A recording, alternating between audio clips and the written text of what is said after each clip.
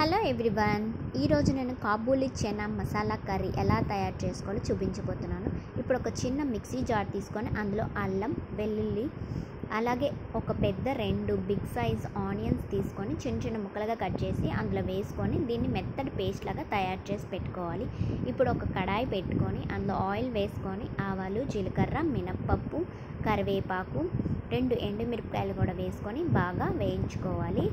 ఈ తాలింపు అంతా బాగా వేగాలి. ఈ తాలింపు అంతా బాగా వేగిన తర్వాత మనం ముందుగా రెడీ చేసి పెట్టుకున్న ఆనియన్ పేస్ట్ని అందులో వేసుకోవాలి. ఈ ఆనియన్ పేస్ట్ బాగా ఆయిల్లో ఫ్రై అవ్వాలి.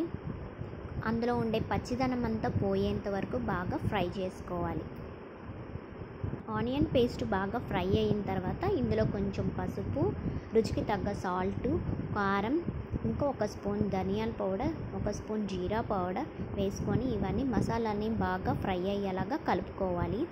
ఈ ఆనియన్ పేస్ట్ బాగా దగ్గర పడుతుంది. దగ్గర పడిన తర్వాత ఇందులో కొంచెం వాటర్ పోసుకొని బాగా ఆనియన్ పేస్ట్ని ఉడికించుకోవాలి. ఇప్పుడు బాగా అవన్నీ కలిసేలాగా బాగా కలుపుకోవాలి. ఇప్పుడు దీనిపైన మూత పెట్టుకొని కొంచెం సేపు ఒక 5 మినిట్స్ ఆనియన్ పేస్ట్ అంతా బాగా ఉడికేలా ఉడికించుకోవాలి.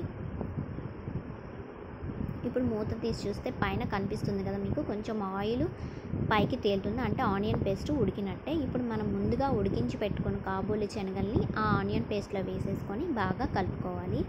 ఈ ఆనియన్ పేస్ట్ అంతా మసాలాలన్నీ కాబూలీ శనగ పట్టేలాగా ఉడికించుకోవాలి. మినిట్స్ ఇలా ఉడికించుకోవాలి. ఉడికిన తర్వాత లాస్ట్లో మనం కొత్తిమీర వేసుకొని ఇంకా సర్వ్ చేసుకోవడం. అంతేనండి, ఎంతో టేస్టీగా ఉండే కాబూలీ చనా మసాలా కర్రీ రెడీ. ఈ కర్రీ అన్నంలో తిన్న, చపాతీకైనా పూరీకైనా చాలా చాలా బాగుంటుంది. నాన్ వెజ్ ప్లేస్లో ఈ రెసిపీ చేసుకోవచ్చు, చాలా బాగుంటుంది. ఈ వీడియో కనుక మీకు నచ్చినట్లయితే లైక్ చేయండి అండ్ సబ్స్క్రైబ్ చేసుకోండి. సబ్స్క్రైబ్ చేసుకున్న వాళ్ళు పక్కనే ఉన్న బెల్ ఐకాన్ మీద క్లిక్ చేస్తే నా వీడియోస్ అని మీకు నోటిఫికేషన్ ద్వారా మీకు వస్తాయి. అదండి ఇవాల్టి వీడియో.